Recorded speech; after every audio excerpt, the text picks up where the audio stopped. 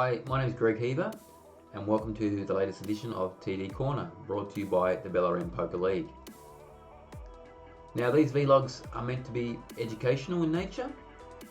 I'd like them to be a forum whereby we can discuss rules which are perhaps not known or maybe misunderstood, and as a result we can learn together and make the game a better place. Today I want to talk about the concept of the 50% rule. Now, on my travels around the tournament floor, I've heard enough to suggest that this ruling is not applied correctly in all cases. Now there's two parts to it. There's the application of this ruling which is correct and which most people understand, and then secondly there's another application of it which is completely different set of situations whereby it's applied incorrectly. Let's start with the incorrect application. The 50% ruling is in no way, shape or form related to the calculation around the reopening of pots. However, if you were to be walking the tournament floor with me, you may be forgiven for thinking otherwise. The all-in amount is greater than 50% of the minimum raise. Therefore, the pot is reopened. Statements such as this are not uncommon. But are they correct? No, they're not.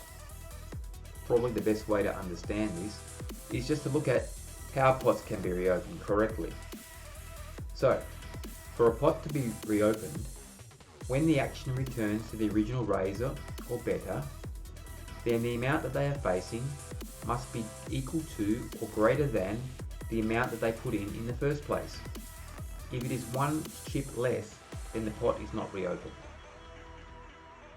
I've covered this topic on TD Corner number 4. So if you're still a little unsure, check that vlog out and hopefully that will sort you out. Having dealt with that, let's now talk about the correct application of the 50% rule. The 50% ruling relates to raises that are not legitimate in terms of their sizing. For this we're going to have a look at pokertda.com website, which is the Poker Player's Bible of sorts, and we're going to read verbatim section 43, which covers this topic somewhat.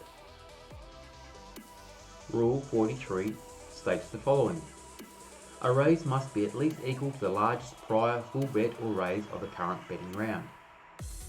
A player who raises 50% or more of the largest prior bet, but less than a minimum raise, must make a full minimum raise. If less than 50%, it is a call unless raise is first declared, or the player is all in. Now that's quite a lot to take in, I'd imagine. So let's give an example, which hopefully will give some clarity on this matter. So we have a situation where post flop, player A makes it 1,000 to go. Next to act, player B silently pushes out 1,400. Now everyone knows that where there's a raise over the top of an opening bet, then the minimum amount is 2 times. So in this case, it's 2,000. As player B didn't announce anything, and his amount is less than the minimum raise, then this is where the 50% ruling comes into play. The 50% threshold in this case is 1,500. Which is the midpoint between the opening bet of 1,000 and the minimum raise of 2,000. As player B's bet of 1,400 does not meet this threshold, then player B is forced to only call the opening bet, and the additional 400 is returned. In the case that player B had made it 1,600, for example, then this meets the threshold of 1,500, and in which case player B would be forced to make a minimum raise to 2,000. That's pretty much it for today. If you have any questions on this material, or for that matter if you have any questions full stop, just leave a comment and I'll take a look, and perhaps we can address those questions in a future video.